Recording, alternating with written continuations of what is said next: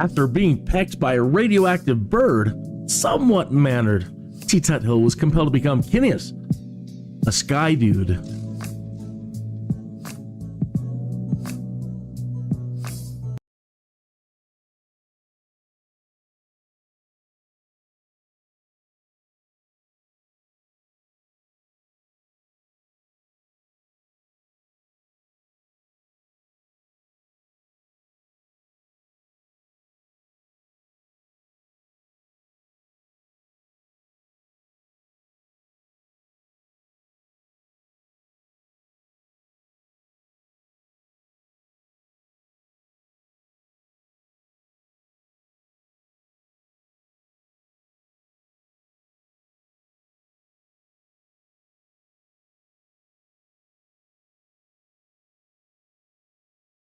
All right. Good morning, afternoon, or evening, wherever you might be in time and space. Hey, I'm not quite ready. We have a few more minutes before we get started.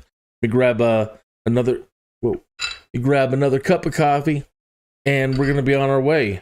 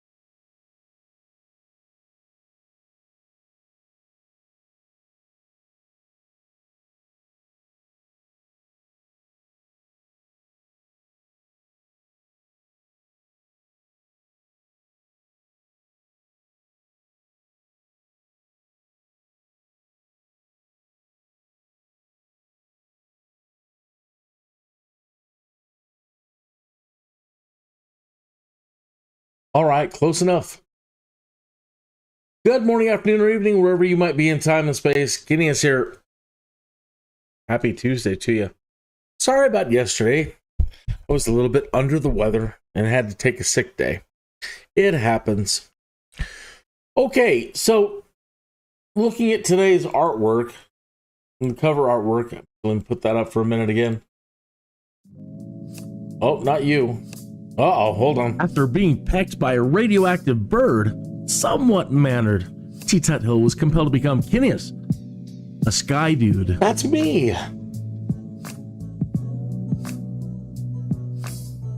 Okay. All right. So today's cover art. The AI, but no matter how many times I tried to get it to do exactly what I wanted, it really couldn't, it didn't, it failed. But anyway, I liked this one the most. I had generated probably about 15 of those, wasting all my credits. And I kind of like that one the best just because it ended up spelling destroyer properly at the top. I told it I wanted a background of North Korea with the Sinanju area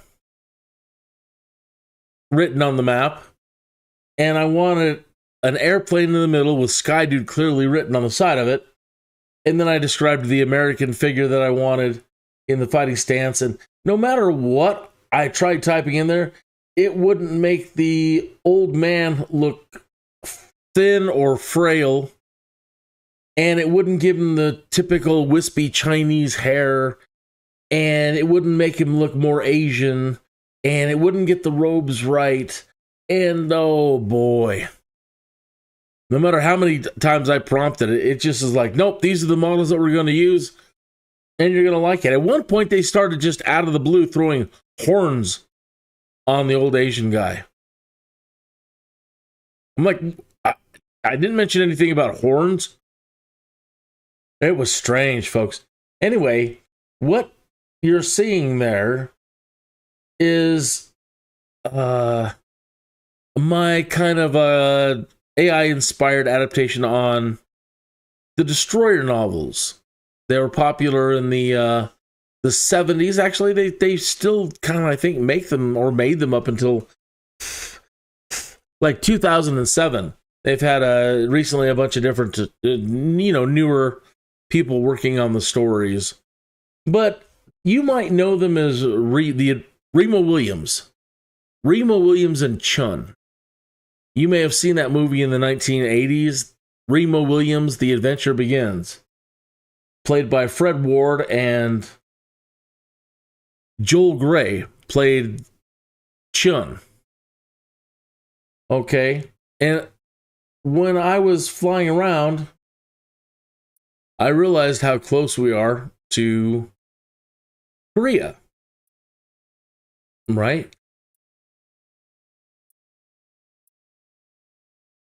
We were in China last week, and as I looked over, I'm like, oh, there's Korea. And I have other reasons why I wanted to see areas of Korea, mostly for Christine and all that, but South Korea. And this place down here, this island, Jeju, and she watches a lot of K-pop stuff, and she's got me watching a lot of Korean programs like the Culinary Class Wars and just a bunch of other things. And I thought, okay, cool. Let's go fly. Let's go fly Korea. Forgive me, I don't know what is up with me today. Just yawning like mad. Okay, something in the air. Right, so I was reading a little bit about North Korea, and I was thinking about, well, I wonder if the Sinanju, North Korea, or Korea is a real place. The reason why I ask is because, oh, come on, you stop that. After being pecked by a radioactive bird. So the reason why I bring that up is because the old Korean guy, CHUIN, in the Destroyer novels, claims to be from Sinanju, and he claims it was the birthplace of all martial arts and the deadliest of all. And that Sinanju had the greatest assassins in the world. And I'll read you some clips from Wikipedia here shortly, okay? But basically that was the idea, that they were the birthplace of all the great martial arts, and again, the deadliest of all, and clans of deadly assassins. Now, I don't know if there's anything to that as far as, is it based on any reality? I do know that during the Korean War, it was one of the most heavily bombed places by the United States. And according to what I've been reading, it was 100% destroyed. Other areas, look at the map again. So as we zoom down here near Pyongyang, there's a lot of different districts around here, different little cities, but this was all the Sinanju region. And during the Korean War, the United States military, Air Force, they said they bombed it 100% off the map. They wiped Sinanju off the map. And other areas around here, 75, 80% destroyed, 50% destroyed, 40% destroyed. But Sinanju, 100% destroyed. Look at this area. They don't want us knowing. Kind of blurred out, like they don't want to see in this area. Anyway, Sinanju would have basically been here. The southern area of Pyongyang, the southern area of Anju in North Korea. And it's all been rebuilt since then. There were no real jobs. I had not teleported. I spent some credits and I fast-tracked us over here to this helipad port. And the closest jobs I can find are little flight seeing here, a first flight here. That's cargo run, airliner, everything's taking us away. I don't have anything that is just going to fly us right around here. So I'll go ahead and do like this small job. And then I think we're going to just respawn over here. I don't know how long it would take to fly from here to there. It's unfortunate. They don't even have any helicopter jobs. We have nothing right here. And so let me get logged in, and that way I can at least see if there's any audio tours in Bushtalk. Dun, dun, dun, dun, dun, dun. Is my microphone working? Test, 1 2, test 1 2. Good, that's working. Hey, I hope you're having a great Tuesday. Again, sorry about yesterday, a little under the weather.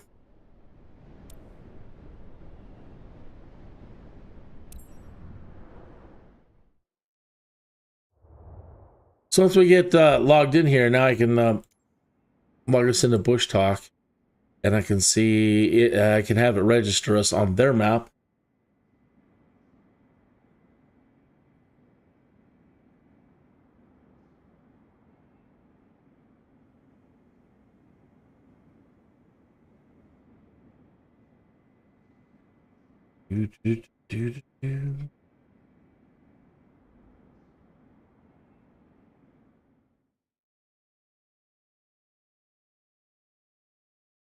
All right, so we should be.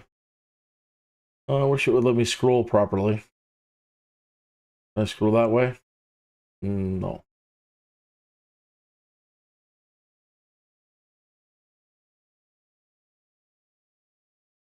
It should be registering us up here somewhere. Maybe it's because we haven't actually spawned in yet. Let me spawn in.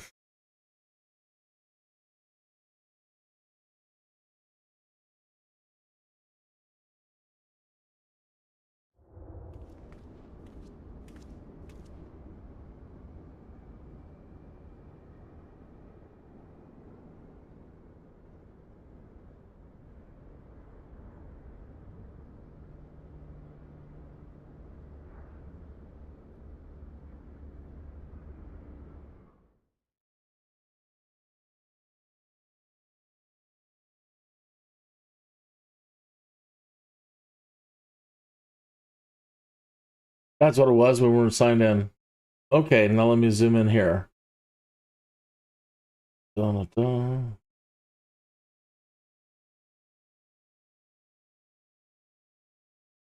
Closer I get, sometimes it's difficult to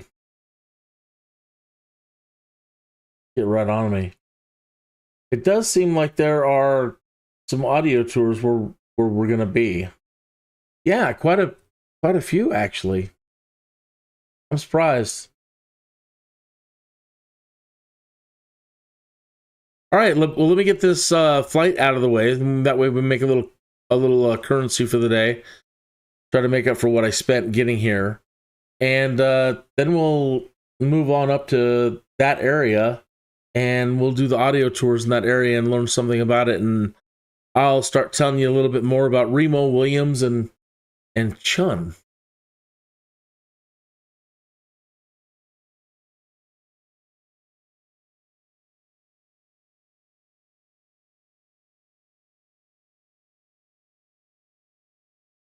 I by no means read all of the Destroyer novels as a younger person,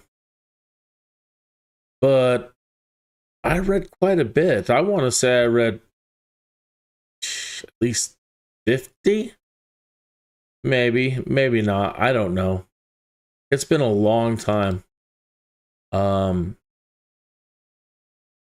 I didn't know that they were novels. I had only seen the movie Remo, The Adventures Begin, and loved that. And I couldn't believe they were a set of books.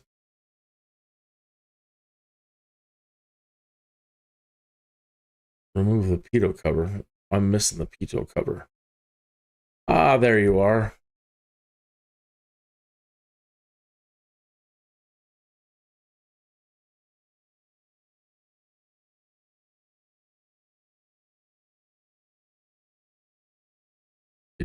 It's giving me fits. There we go. So yeah, in high school, I found out they were novels, and just so happens that I had a friend who owned a comic book bookstore.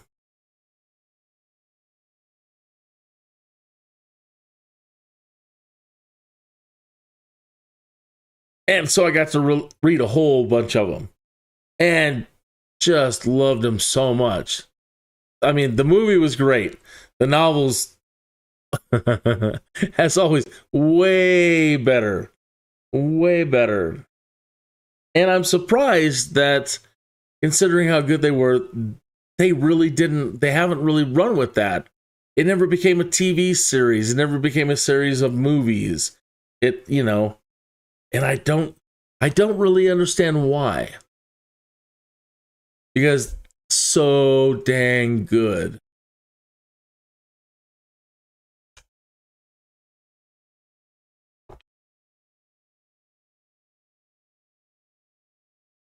Hello. Hello.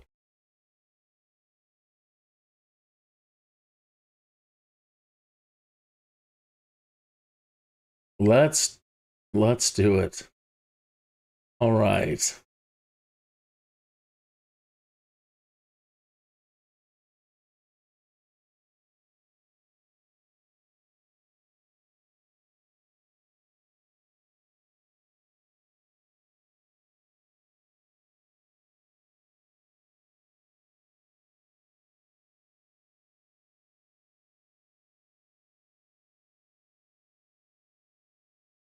Hello, Chadmo, by the way.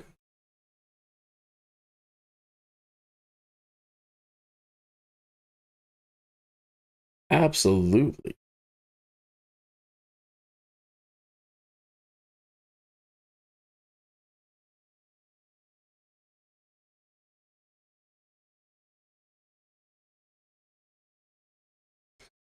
Okay. Let me look. Yes, that's where they're at. No, that's not. Yeah. Well, this is for the lights in here.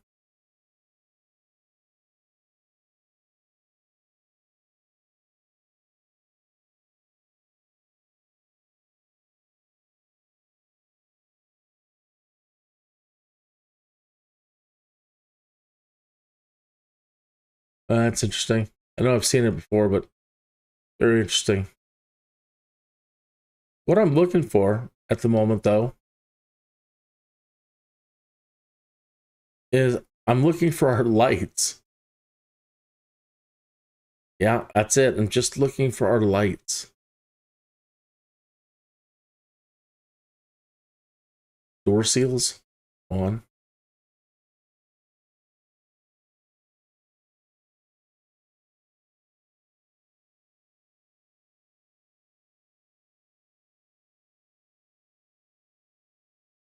This thing has a speed brake?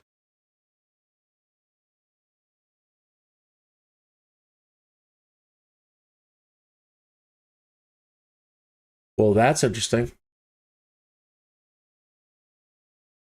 I still haven't seen our lights.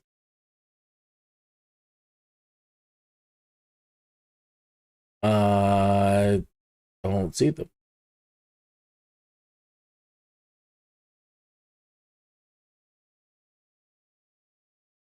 Of course, they wouldn't be up there. How strange. What a strange. Let's put something wood. Simulated wood in the cockpit. There they are, right there in front of me.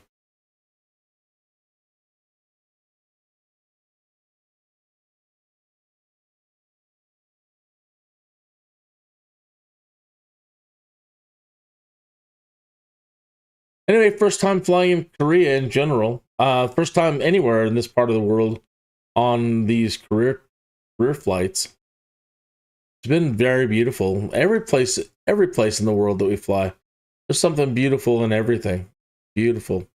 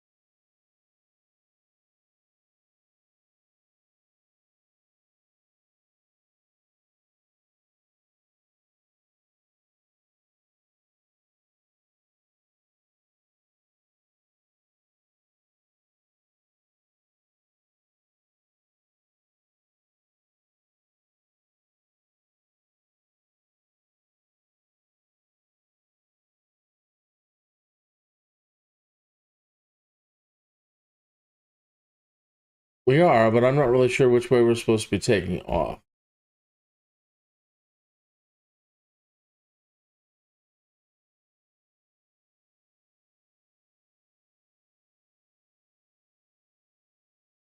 To go from runway 13.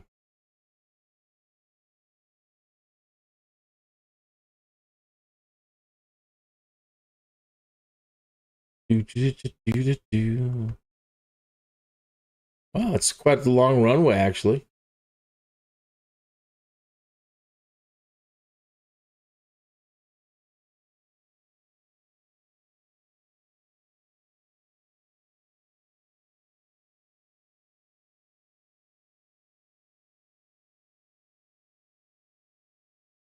Oops.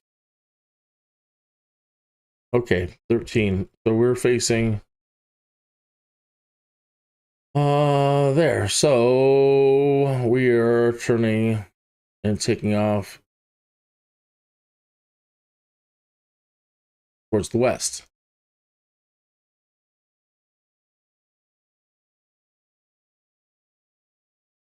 I got that right.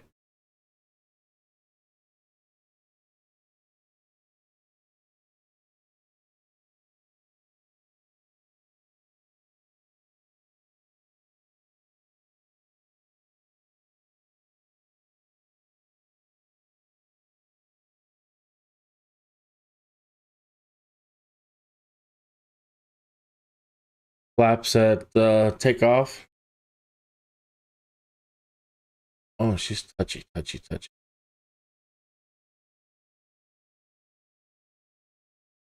And she wants to pull really hard to the right.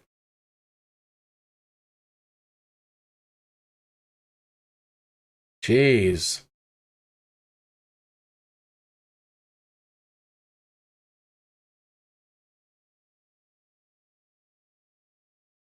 Mm-hmm.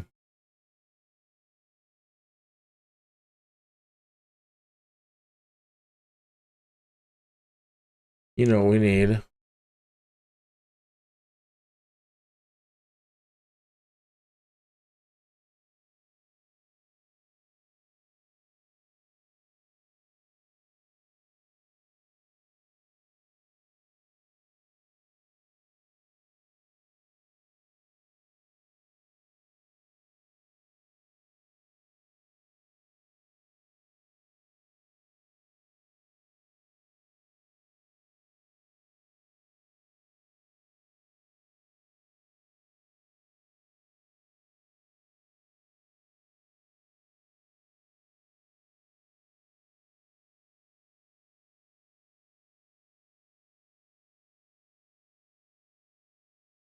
You're up.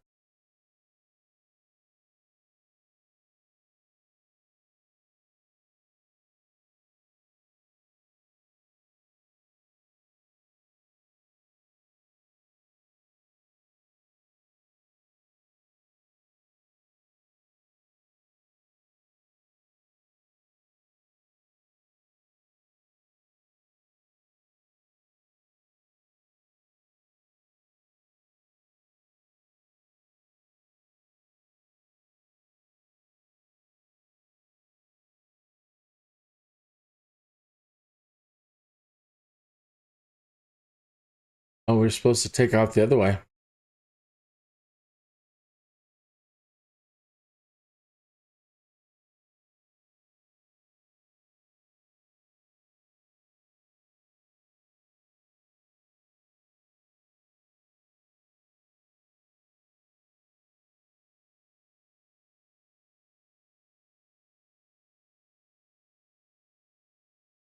Yeah.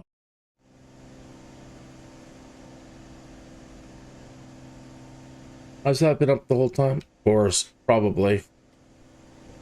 That's my luck. I know we're up really high, but it's totally fine.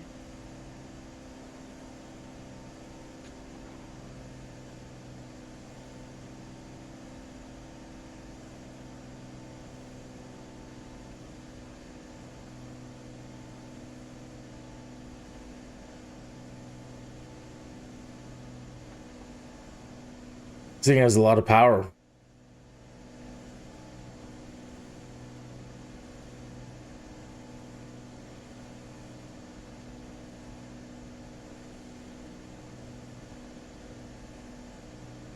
Maybe you'll spot your school or the places where you used to play when you were kids. You're right. What a strange country still, though. Oh, no, I don't claim to know anything at all about North Korea. I'm a dumb American.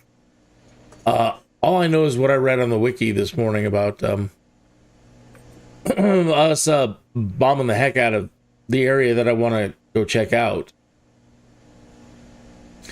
We obviously meant business and weren't messing around with them. Passed and I wanted to wave to him.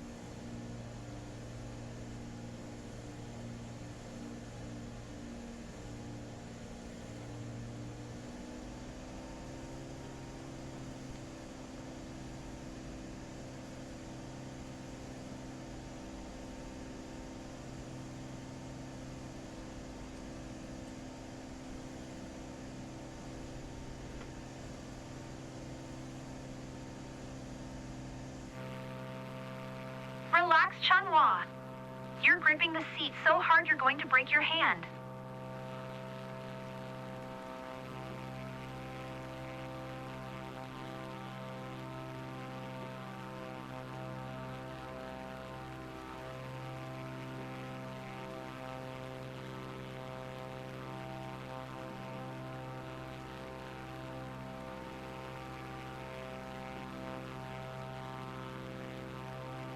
We'll share the pics on our socials. It's gonna blow some minds. Yeah, like the government's right. I don't even think they're allowed to have social media over there. I don't know that they have internet.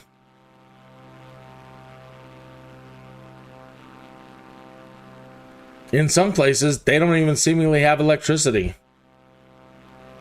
Like when you look at satellite pictures of the Earth, or just pictures from high altitude, you know, you look at South Korea and it's dotted with lights at night, you know. Okay.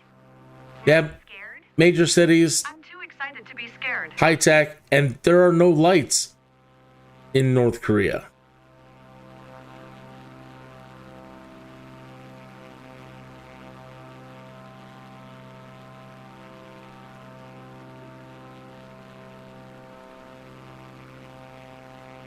I tried asking Google if there was any truth behind anything in the Destroyer novels, and it couldn't come up with anything. I'll have to be a little bit more specific and try to find out if ever there was This view of the region is something else. It must be even more breathtaking at sunset. a clan of assassins. I see Hakiori. We've got a clear view of everything from here. I love it. It's great seeing the world from this angle. Man, we're going way too fast.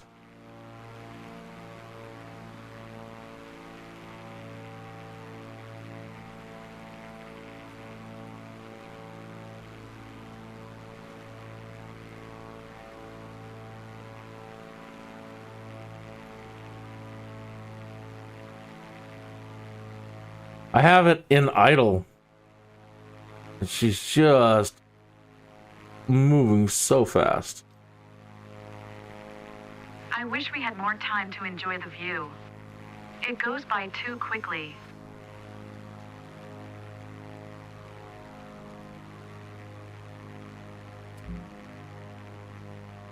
Aircraft entered prohibited airspace.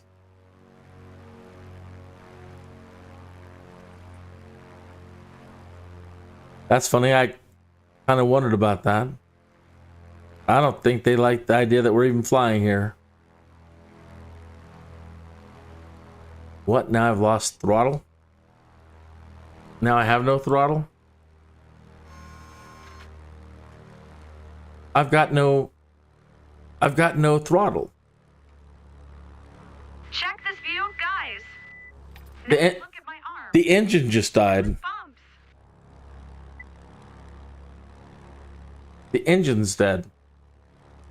Did they just hit us with one of those secret North Korean weapons or something? I've got nothing. We're literally, yeah, we're...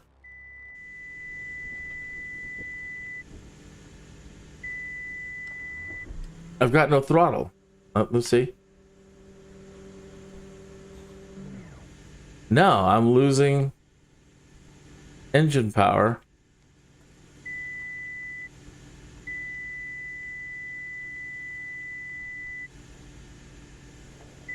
Wow.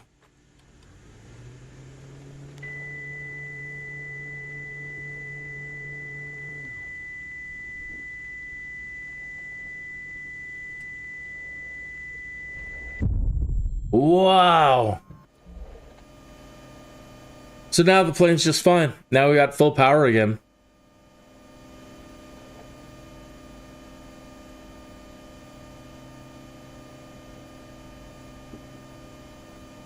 I can't explain it.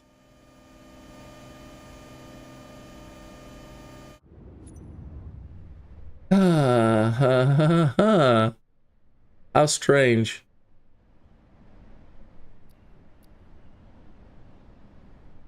Oh well. Then I'm just gonna take us back to free flight, and we're gonna spawn in over Pyongyang, and I'm gonna start reading. I should have just done this to begin with and just skipped trying to do a career job today and just concentrated on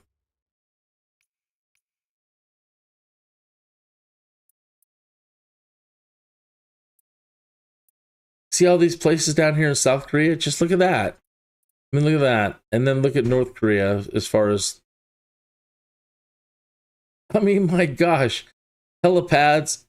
They love their helipads. They are helipad crazy. Wow. And then you get, there's the dividing line. You can clearly see, just based on this map, the line between South Korea and North Korea. So we need to be up here. And let's just spawn in.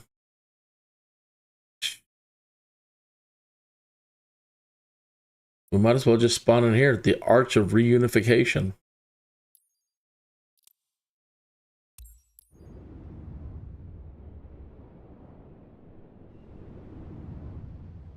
It's been so cool, and we've had such beautiful weather here lately. And now it's warming up again, and man, it's getting hot already.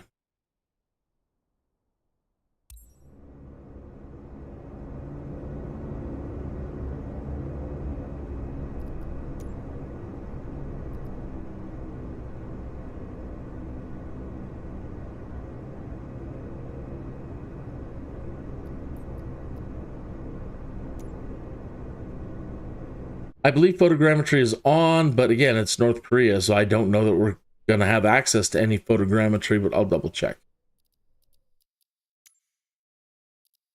Yeah, it's on.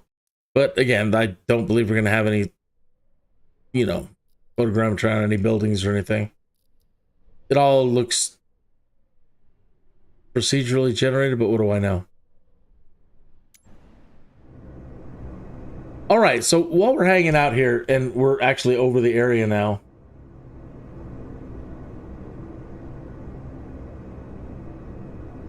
let me read you a little bit here.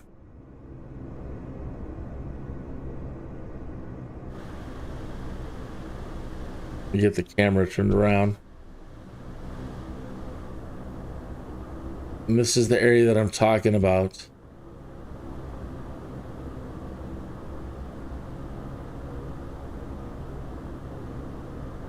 Sinanju is a region in Anju City, South Pyongyang Province, North Korea. The name literally means comfortable new village. When Anju County was raised to the status of a city in August 1987, Sinanju Workers District was divided into Sinwon-dong, Wonhong-dong, Yakchong-dong. On May, oh my gosh.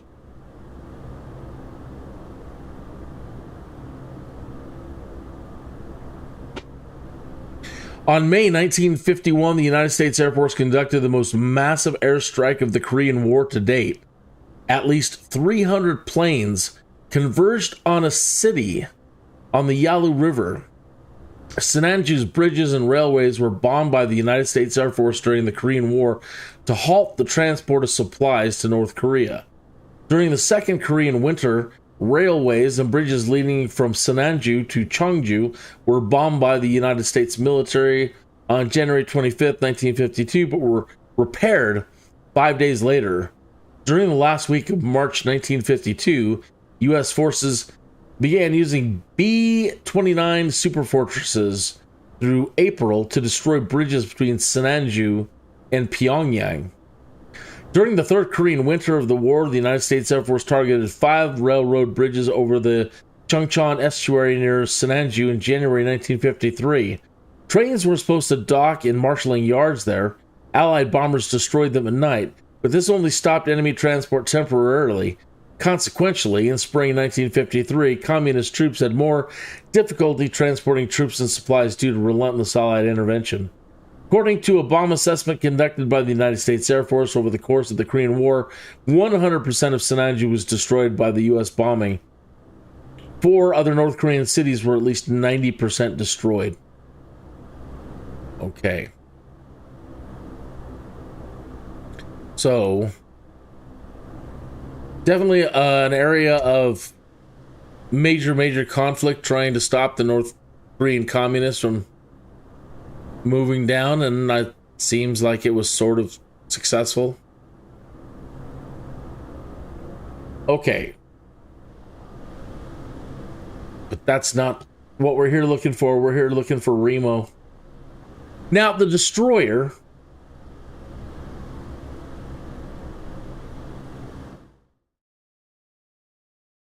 The Destroyer is a series of paperback novels about a U.S. government operative named REMO Williams, originally by Warren Murphy and Richard Sapir.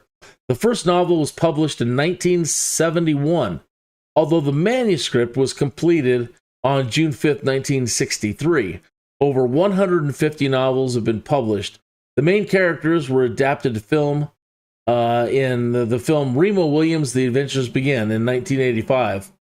The series was initially co-authored by Warren Murphy and Richard Sapir, with each writing a portion of each book separately. In the late 1970s, the relationship between the two became tense, and Sapir withdrew. In the early 1980s, Murphy began using ghostwriters to help with the series, among them his wife Molly Cochran. In the mid-1980s, Sapir returned to participating in the series. Okay, so that's a little bit on how it started. Now let me get over to REMO.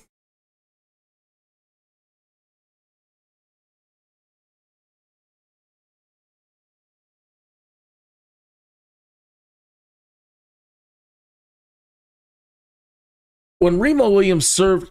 Hold on.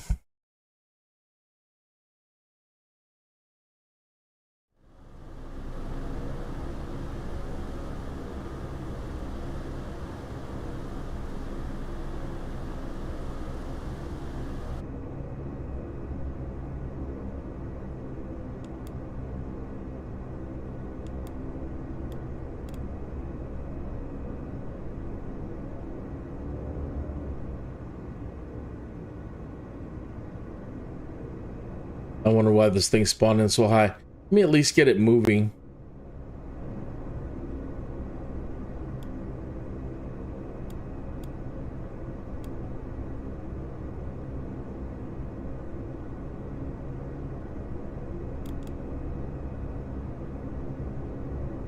Okay. Slowly but surely moving. And then we'll start doing the audio tour stuff from Bushtalk.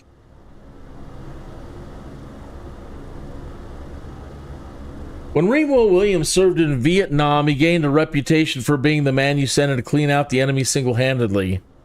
He was a stone killer, cold and ruthless, as he needed to be when the occasion called for it. After finishing his tour of duty, he became a police officer where he served with distinction, until he, apparently, murdered a drug dealer. The trial seemed wrong somehow. A good cop kills a known criminal lowlife. Maybe he should have done time, but there was no way he should have gotten the death sentence, nor had his appeal squashed so swiftly. In mere months, with ridiculous haste in a system where it normally takes years before sentence is carried out, Remo was sent to the chair. Remo awoke after his execution to find himself the unwilling recruit of the United States government's most secretive organization, CURE. It was their job to deal with the kind of threats posed by people with influence, money, and power. The types of enemies of the state who normally could wriggle out of any trouble because of their connections. CURE needed an enforcement arm, and because of his NOM record, Remo was it. Remo Williams was going to be the 11th commandment. Thou shalt not get away with it.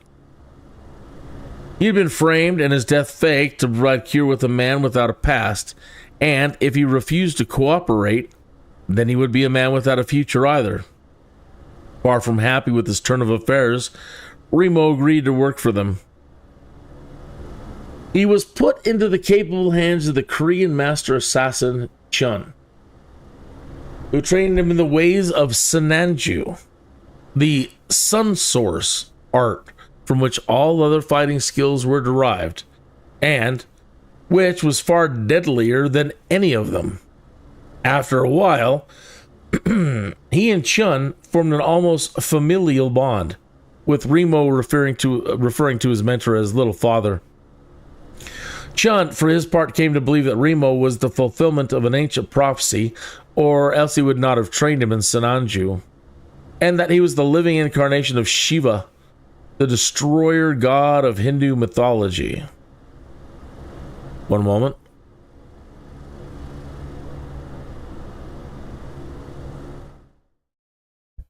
And that's how the book series got the title, The Destroyer.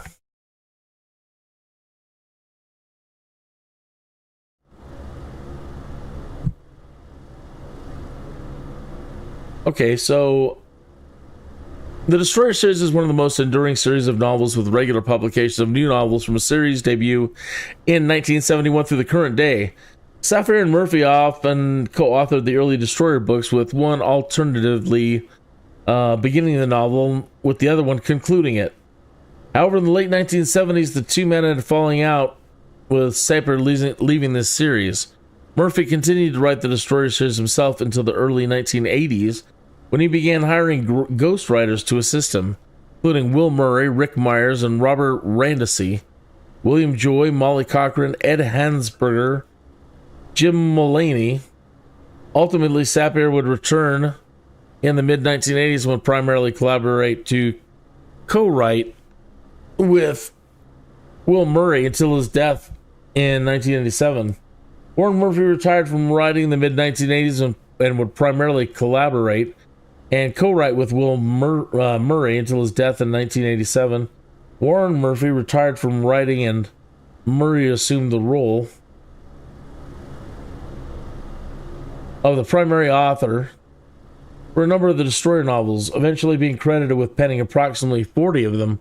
In 1997, Murray relinquished his writing duties and the series faltered over the next several novels, passing through the hands of several undistinguished writers until one of the former ghostwriters, Jim Mullaney, assumed authorship and eventually handed over his duties to Tim Somheil.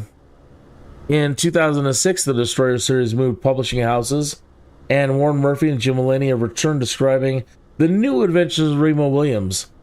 As a consequence of this move, the series has been subtly altered as the New Destroyer and is now renumbered.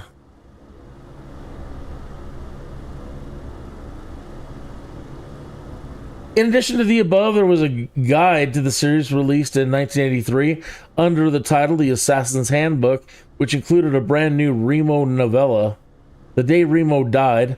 The book was re-released in 1985, The Inside Sinanju, with some new material covering the forthcoming Destroyer movie. There was also a novelization of the movie released around the same time, written by series creator Safir Murphy. The movie in question featured Fred Ward in the title role with a slightly amended origin for Remo. So instead of having been framed, his death was faked to make it look like he had been murdered in line of duty. In the United States, the movie was released in 1985 under the title Remo Williams, The Adventure Begins, while overseas it was known as Remo, Unarmed and Dangerous. Although the movie wasn't a roaring success by any measure, it did garner a sequel of sorts in the form of a TV movie series pilot in 1989. This time Remo was played by Jeffrey Meek, and the movie's plot was roughly based on the aforementioned novel The Day Remo Died. I don't remember that at all. In the early 1990s, Marvel Comics published 9 issues of a Destroyer magazine, especially a special compiling colorized stories from the first 4 issues, then a 4-issue comic miniseries and a one-shot comic special. Thanks to Michael Higuchi for additional information.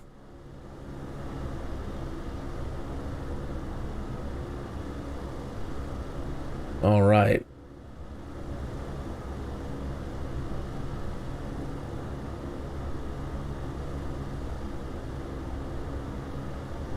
Okay, I was looking for any other information here.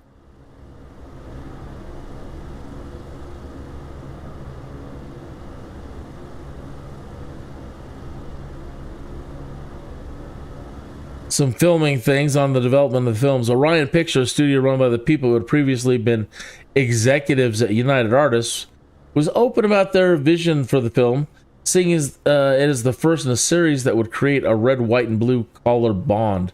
They signed Fred Ward, to star in 3 movies in the Envision series.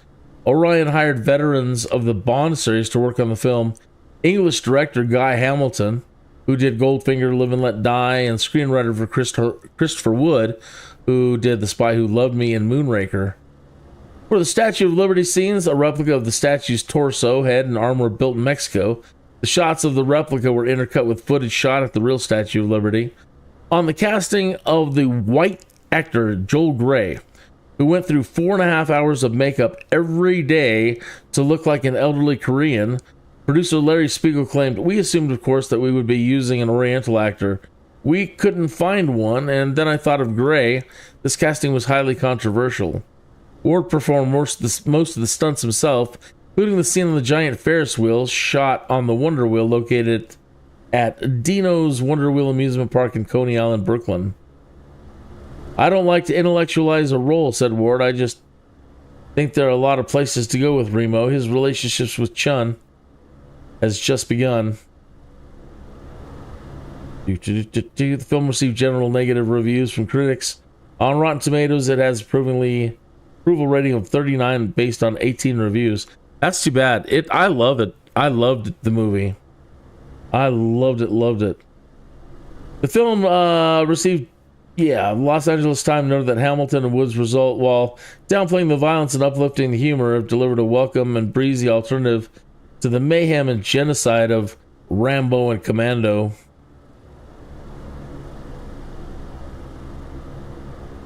Because it was The Adventure Begins, we never got to see Remo fully develop his skills. You got little touches of it here and there, of the things that he could do, but you never got to see, we never got to see the truly, truly deadly power that Remo Williams had and possesses. The novels were crazy. Amazing how powerful he was. All right, so now let's get into the audio tours. There was one right underneath us. Let me see if I can get the aircraft.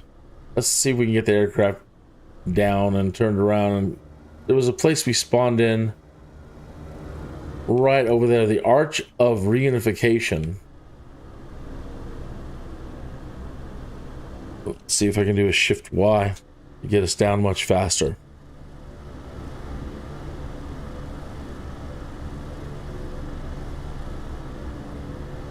This plane is meant to be very slow for air taxi purposes.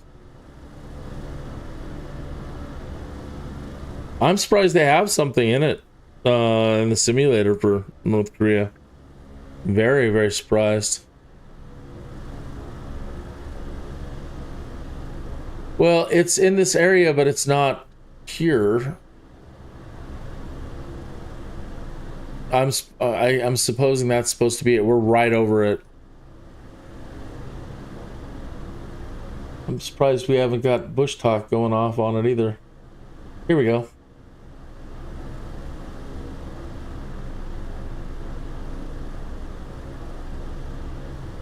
One moment. The audio's not kicking in for that. It's always something. Okay, audio browser.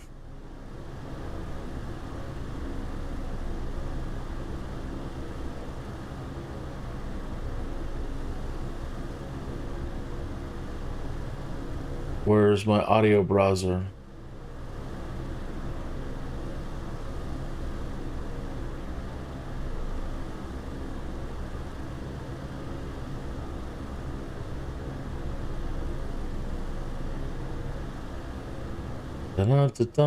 Let's try this.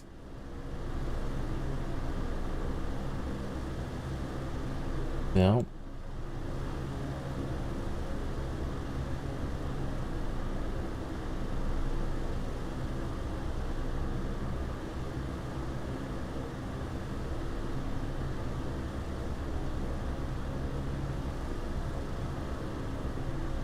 The 3 principles of national reunification. Okay.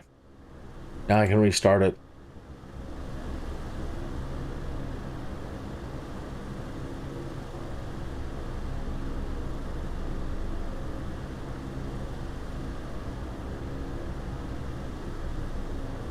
My lord.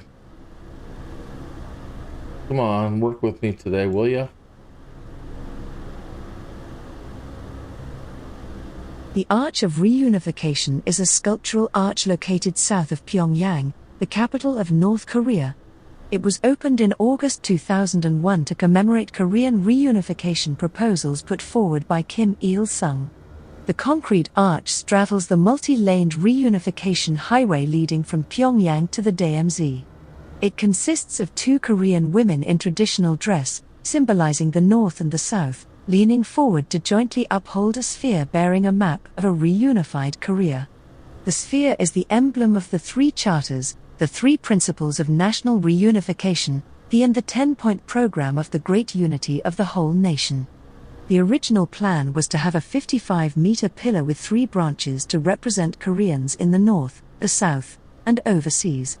The plinth of the structure is engraved with messages of support for reunification and peace from various individuals, organizations and nations. The arch appeared on a postage stamp in 2002. All right. The next area is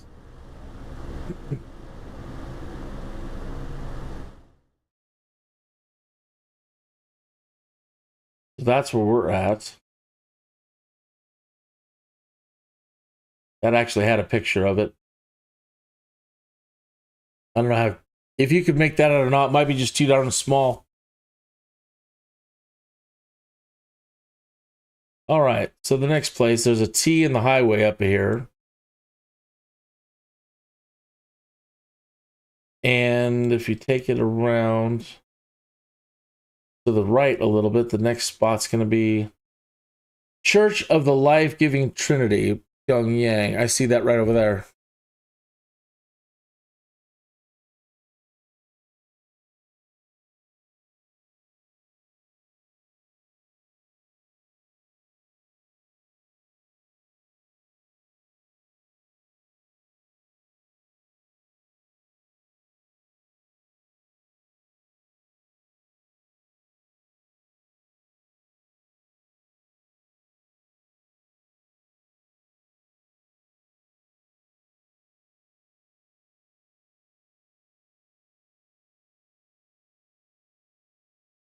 So it's too bad those authors aren't around anymore. Usually today, now with everybody wanting to do live streams and podcasts and little clips on this and that, to get more of the story behind things these days,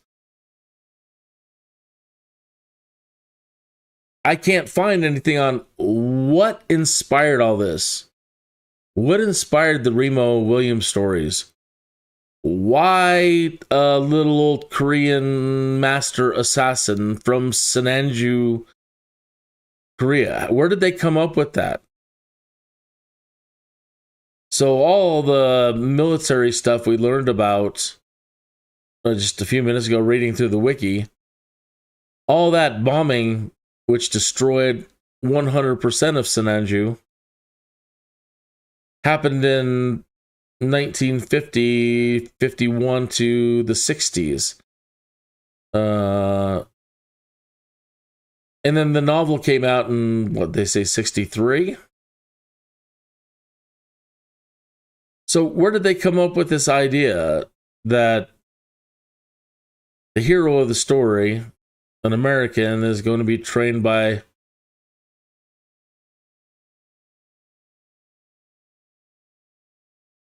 located on the Taedong River about 109 kilometers upstream from its mouth on the Yellow Sea. According to the 2008 population census, it has a population of 3,255,288. Pyongyang is a directly administered city with equal status to North Korean provinces. Pyongyang is considered one of the oldest cities in Korea. It was the capital of two ancient Korean kingdoms, including Gojoseon and Kukkuyo, and served as the secondary capital of Goryeo. Much of the city was destroyed during the First Sino-Japanese War, but it was revived under Japanese rule and became an industrial center. Following the establishment of North Korea in 1948, Pyongyang became its de facto capital. The city was again devastated during the Korean War, but was quickly rebuilt after the war with Soviet assistance. Pyongyang is the political, industrial and transport center of North Korea. It is home to North Korea's major government institutions, as well as the ruling Workers' Party of Korea.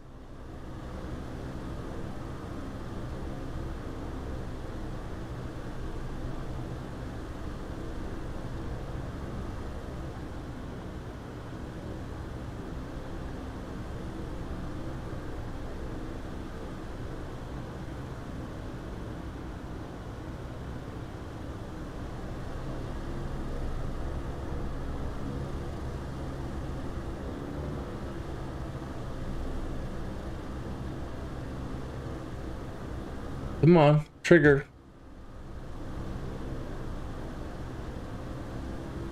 The Church of the Life-Giving Trinity is an Eastern Orthodox church in Jongbik-dong, Rangrang District in Pyongyang, North Korea. It is the first and only Orthodox church in the country, and one of only a handful of Christian churches there overall. Kim Jong-il reportedly wanted to construct an Eastern Orthodox church in North Korea after a trip to the Russian Far East in 2002. Kim had visited the St. Innocent of Irkutsk Church in Khabarovsk on the 22nd of August and admired its architecture and Russian Orthodox rites. A Russian diplomat asked Kim Jong-il whether there were any Orthodox believers in Pyongyang, and Kim replied that believers would be found. There were no Eastern Orthodox priests in the country, so the Korean Orthodox Committee established in 2002 contacted the Russian Orthodox Church. The committee sent 4 students to the Moscow Ecclesiastical Seminary in April 2003. All 4 were freshly baptized Christians who had formerly worked for the North Korean intelligence service. One of them, Theodore Kim, said it was difficult for them to adopt the Orthodox faith. After the seminary, they were dispatched to Vladivostok to gain practical experience. The church has a parish of its own and is under the Patriarchate of Moscow and all Russia. That's interesting.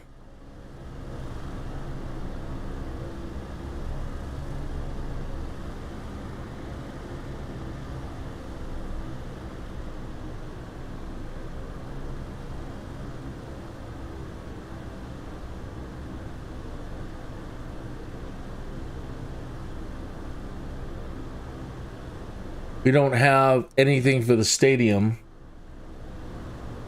Let me double check. Oh, we might. Yes, we do. Yanggakdo Stadium is a multi-purpose stadium located on Yanggak Island in Pyongyang, North Korea. It is currently used mostly for football matches. The stadium holds 30,000 people and was opened on the 18th of May 1989. In addition to the main football pitch and athletics track, there are indoor training areas for bodybuilding, weightlifting, table tennis, boxing, wrestling, judo, and swimming. There are also dedicated spaces for football referees, changing rooms for players, a broadcasting room, correspondents and commentators' rooms, and medical facilities. As well as the main pitch, there are 3 training pitches for football, and 8 tennis courts. Something you don't think about when you think about North Korea. So like the Christian church thing just blew my mind, and you know, them actually having things like stadiums and tennis. You know, our view of the place. The Taedong Bridge is a bridge over the Taedong River in Pyongyang, North Korea. The bridge was built by the Japanese and completed in 1905. It is one of Pyongyang's 2 oldest east-west connections via the Taedong-gang, along with the Yanggak Bridge, built in the same year. It was largely destroyed in the Korean War. When Chinese troops advanced near Pyongyang in the winter of 1950, thousands of civilians fled to the rubble of the bridge to cross the river, in which several people were killed. The crossing of the ruined Taedong Bridge was part of the larger evacuation of Pyongyang during the Korean War. The event was taken on December 5, 1950, by Associated Press photographer Max Diesfor, titled Flight of Refugees Across Wrecked Bridge in Korea, for which he won the Pulitzer Prize for Photography in 1951.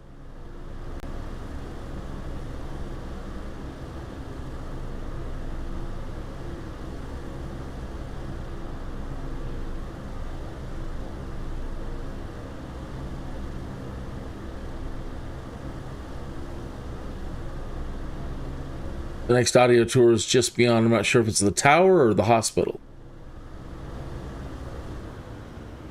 Oh no. Oh no. That's the problem with this aircraft. That's always something. That was so strange in our first flight, how the engine just died. It said we entered forbidden territory. And then it just shut the aircraft down. Very strange. This one is my own fault. It's, I didn't charge the battery.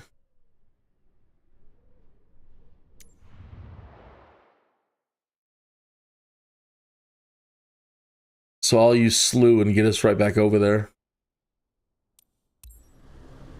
Alright. Shift Y. And let's slew. So we were at the bridge. There's the stadium. There's the church. The bridge. And we're right here.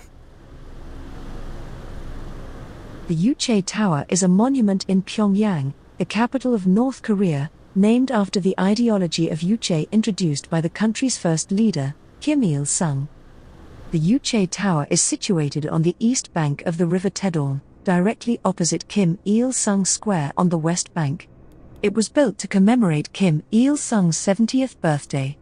Although his son and successor Kim Jong-il is officially credited as its designer, interviews with North Korean former officials contradict this assertion.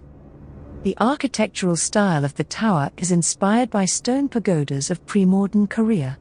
The 170-meter structure is a four-sided tapering 150-meter spire, the tallest in granite, containing 25,550 blocks, 365 times 70, one for each day of Kim Il-sung's life, excluding supplementary.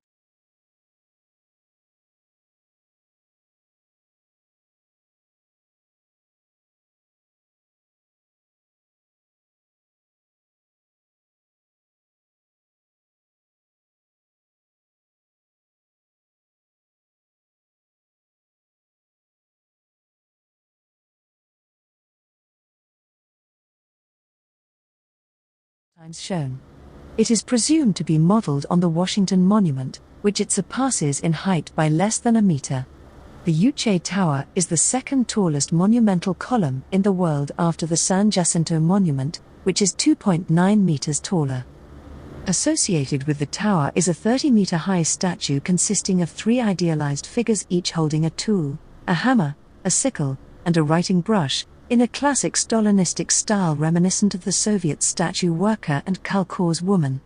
The three tools form the emblem of the ruling Workers' Party of Korea. There are also 6 smaller groups of figures, each 10 meters high, that symbolize other aspects of Yuche ideology. A wall carrying 82 friendship plaques from foreign supporters and Yuche study groups forms part of the tower.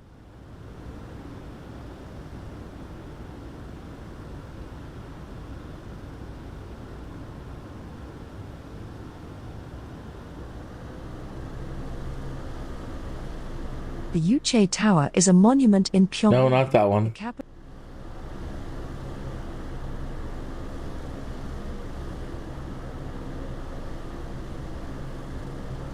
Kim Il-sung Square is a large city square in the central district of Pyongyang, North Korea, and is named after the country's founding leader, Kim Il-sung. The square was constructed in 1954 according to a master plan for reconstructing the capital after the destruction of the Korean War. It was opened in August 1954. It is the 37th largest square in the world, having an area of about 75,000 square meters, which can accommodate a rally of more than 100,000 people. It is similar in form and design to the Tiananmen Square in Beijing and is used for the same purposes. Since the completion of the square, multiple parades have been held to commemorate many different events and also to show the world the military capabilities of North Korea. If an observer stands in the square, the Tower of the Yuche idea on the opposite bank appears to be located directly towards the west end of the square, although it is actually across the Taedong River, as with the Workers' Party Monument and the Mansudae Grand Monument. This optical effect is created because the square is a few meters lower in the center when compared to the side near the Taedong River. Surrounding the square are a number of government buildings, with the Great People's Study House located at the east end of the square. Kim Il-sung Square is the kilometer zero of North Korea from where all national road distances are measured. After the Singapore-Trump-Kim summit in 2018, North Korea removed the anti-American propaganda in Kim Il-sung Square. Also, North Korea cancelled the annual anti-US rally event in 2018. In 2017, the protests that were held in Kim Il-sung Square were supposedly attended by 100,000 people. Furthermore, North Korea issued special anti-US postage stamps in 2017. Yikes.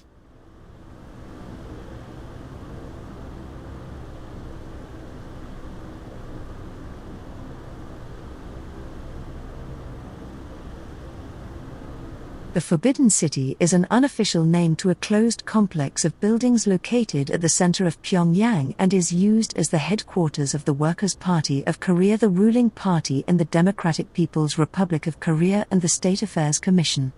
The complex is roughly situated between Changwang, Cholama and Jibangsan streets. The complex contains a number of administrative buildings as well as apartment buildings surrounded by a wall. Overview. The complex includes the seat of the Secretariat and the central meeting hall of the Workers' Party of Korea. It was reported in October 2019 that many high-rise windows facing the complex had been blocked out for security. The complex saw large construction activity in 2019. Satellite images showed construction activity between February and April 2020. An old building that was thought to be the private clinic of the North Korean leadership had been torn down and construction had begun on a new, larger building with multiple rooms. Well, that park across the way is pretty interesting.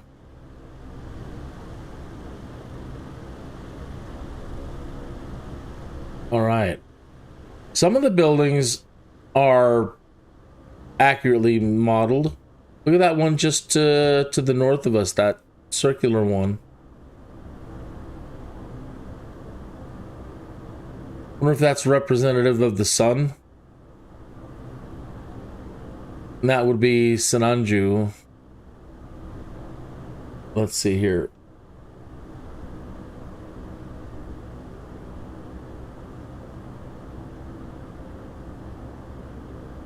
So I don't see that building as being an audio tour.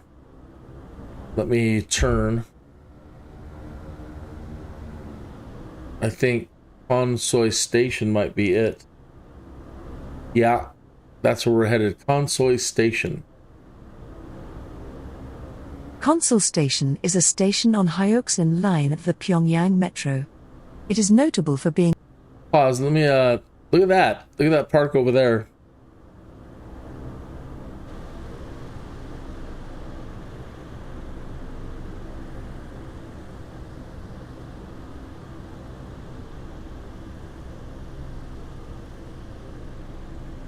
That's really pretty. And there's an actual stadium over there that's realized. And then look at that building way over there. That's wild. We're going to have to check that out. They have an Arc of Triumph here in Pyongyang. All right, let's learn more about this station and head that way.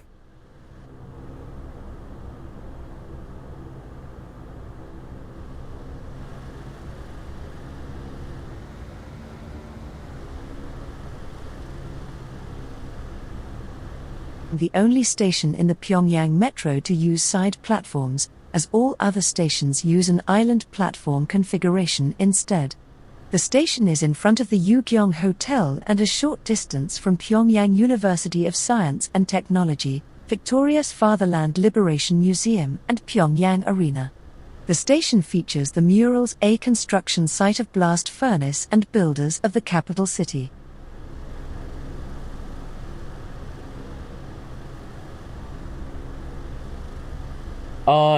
It's a subway station.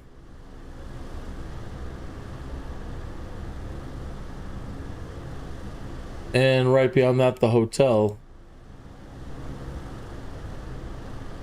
The Ugyong Hotel, or Ukyang Hotel, is an unfinished 105-story, 330-meter-tall pyramid-shaped skyscraper in Pyongyang, North Korea. Its name is also one of the historical names for Pyongyang. The building is also known as the 105 Building, a reference to its number of floors. The building has been planned as a mixed-use development, which would include a hotel. The building is currently listed by Guinness World Records as being the tallest unoccupied building in the world. Construction began in 1987, but was halted in 1992 as North Korea entered a period of economic crisis after the dissolution of the Soviet Union. After 1992, the building stood topped out, but without any windows or interior fittings. In 2008, construction resumed, and the exterior was completed in 2011. It was planned to open the hotel in 2012, the centenary of Kim Il-sung's birth. A partial opening was announced for 2013, but this was cancelled. In 2018, an LED display was fitted to one side, which was used to show animation and film scenes. Well, it's too bad that we don't actually get a model for that one.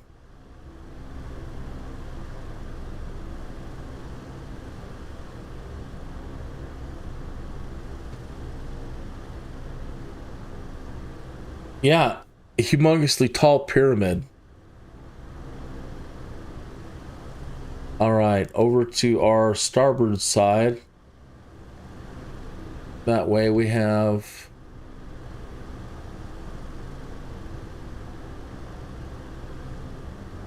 the Arc of Triumph.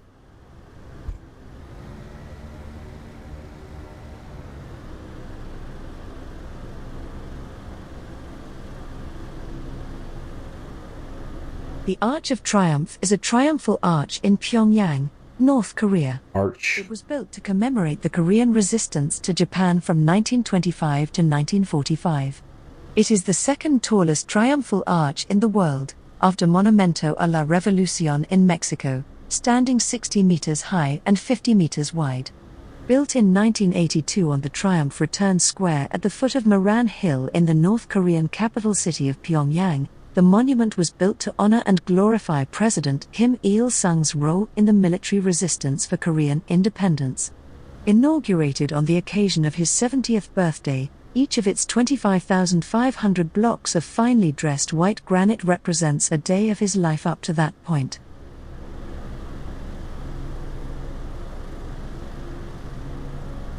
Now that building up ahead, that I can't tell if that is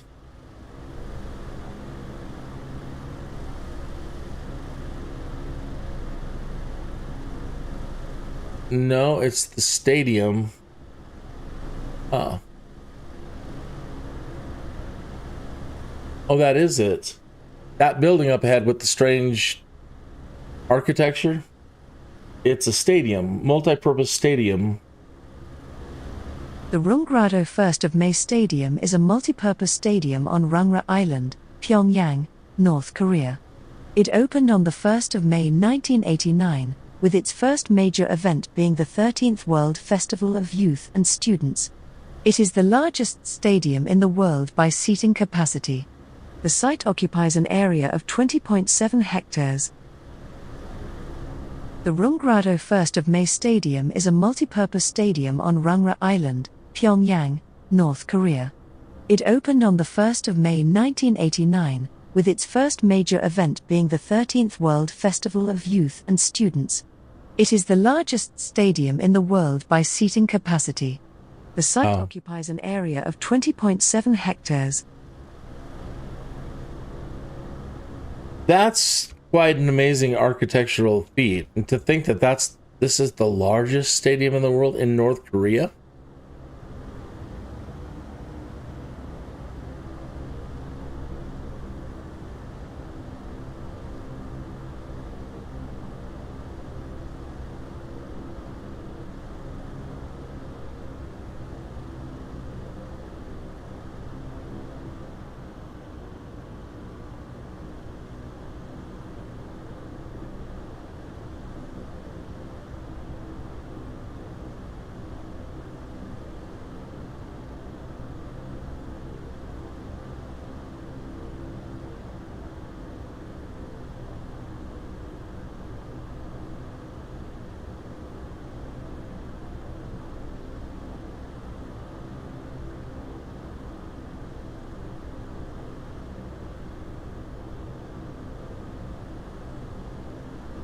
What?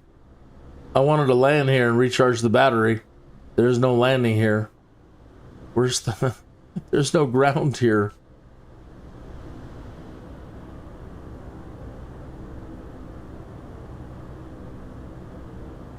Whoever modeled it did a darn fine job.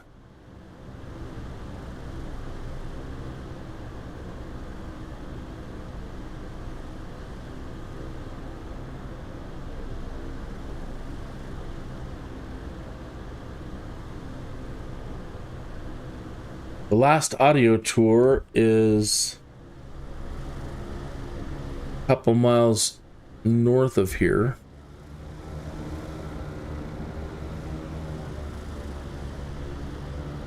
It might be the zoo. Let's see, what is it?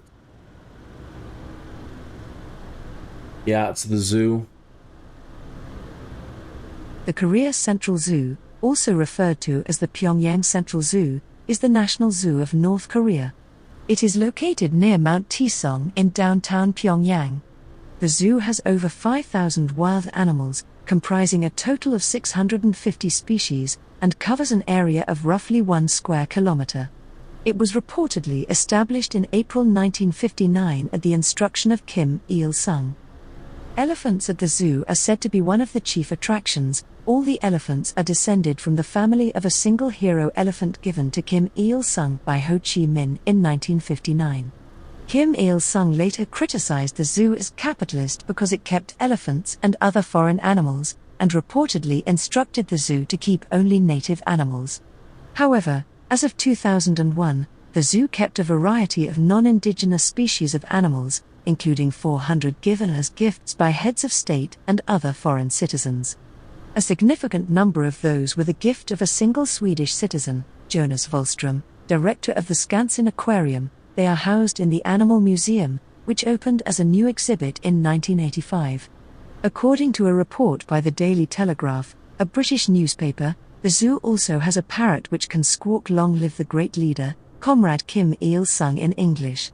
The Central Zoo conducted its first zoo exchange with South Korean zoos in April 2005, in which they received llamas and hippopotamuses, among other species of animals. Llamas. Many of the animals sent south, which included Asiatic black bears, African ponies, and Siberian weasels, were first quarantined by South Korea before being shipped to their destinations. The Central Zoo also has dogs on display for visitors to see, including 8 raised by Kim Il-sung and given to the zoo after his death in 1994. A pair of Jindo dogs given by Kim Dae-jung to Kim Jong-il at their 2000 summit are also kept at the zoo. They produced a litter of 5 puppies in September 2001. In 2010, the zoo, along with several others in North Korea, was restocked with wildlife from Hwanghae National Park in Zimbabwe. Conservationists in the country condemned the deal, fearing the animals would not survive the long trip or the conditions in North Korea's zoos. Zimbabwean authorities sent veterinary experts to the zoo and were satisfied with the conditions there. The Central Zoo has been criticized by Lonely Planet and Asia Times. The Lonely Planet travel guide for Korea described it as a depressing and uninspiring place, best avoided. Wow. Yeah, it didn't look really spectacular from the air. Not like this place over here that we were just at, the stadium.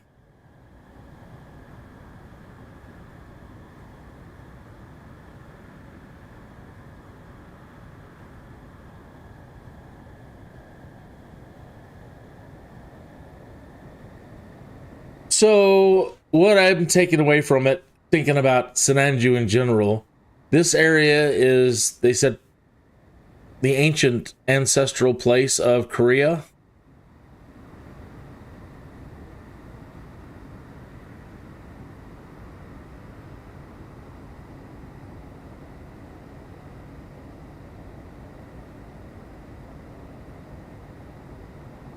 North Korea, this area.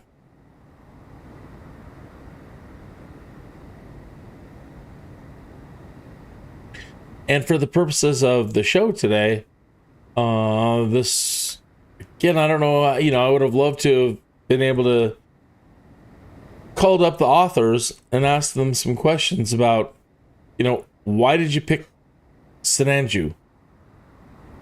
How did you come up with CHUIN? And this idea of the government creating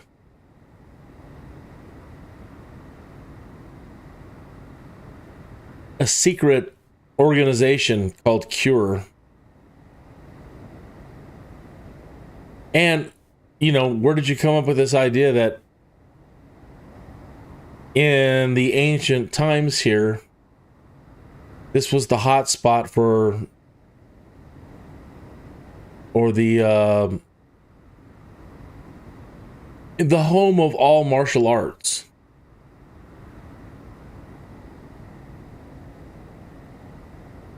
And the deadliest of all, you know, the master assassins of Sinanju. You know, you wonder where did you come up with that?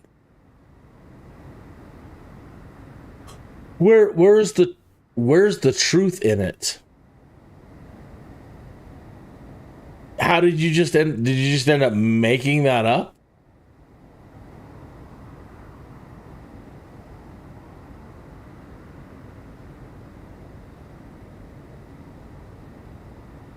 So, what's the truth there? Is there any? There's something in me that says there has to be. I mean, you're so specific, and Chun is so interesting of a character.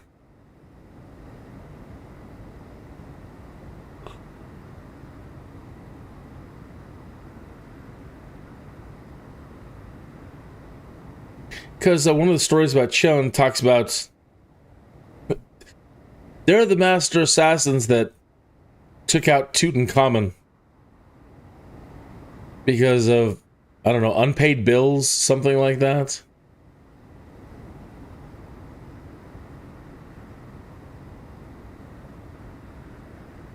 And Chun is always claiming them to be, you know, their job, they're what they do. They're being assassins. It's not just, they're not just murderers. It's all a very noble. They see it, what they do is very noble.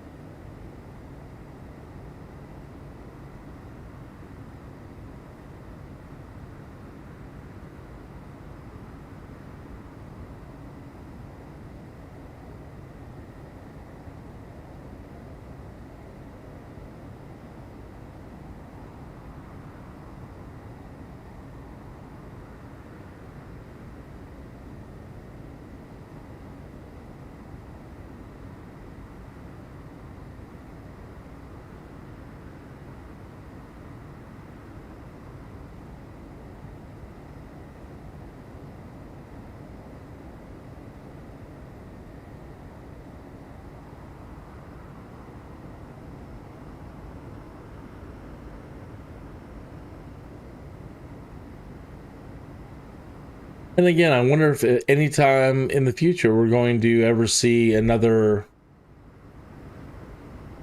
REMO Williams production.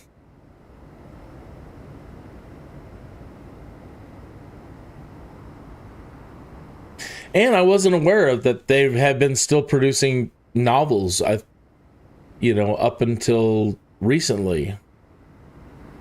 So it seems like I have a lot of reading to catch up on, if I can find them. It was interesting to find out that Marvel Comics ran with it for a little while. I would love to get my hand on those prints. What a lovely sunset.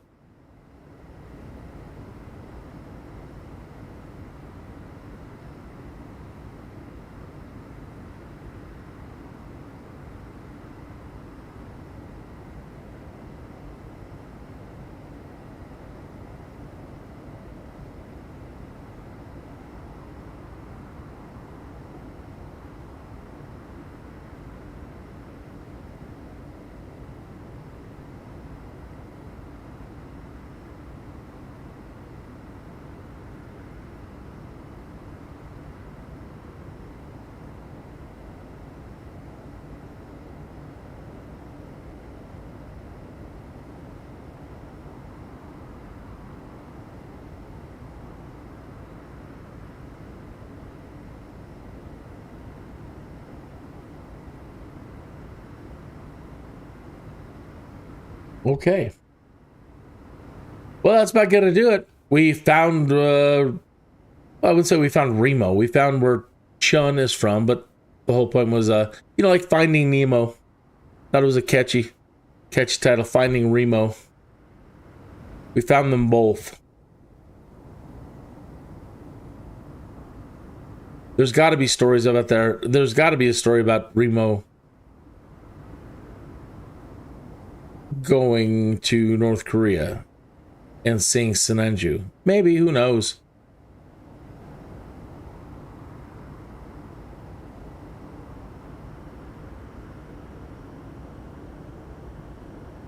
Lovely. It's a little bit eye-opening for me today, just in general with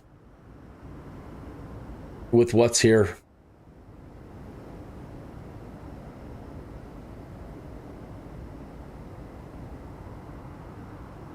All right, so tomorrow we'll try to do another job or get some of the jobs taking us down into South Korea, which I'm sure we're going to have tons and tons and tons of audio tours for.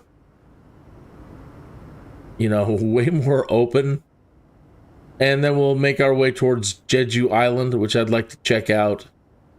And then from there, I don't know, wherever the jobs take us, probably back into China and across China again. I'm not real sure. We're just going to have to play it by ear and see what the jobs come up with. But you folks have a great afternoon today, and thank you for tuning in. Sorry again, I'm always all over the place with some of these episodes. Sometimes little mistakes here and there, and I'm terribly sorry. But I hope you got something out of it. I know I did today.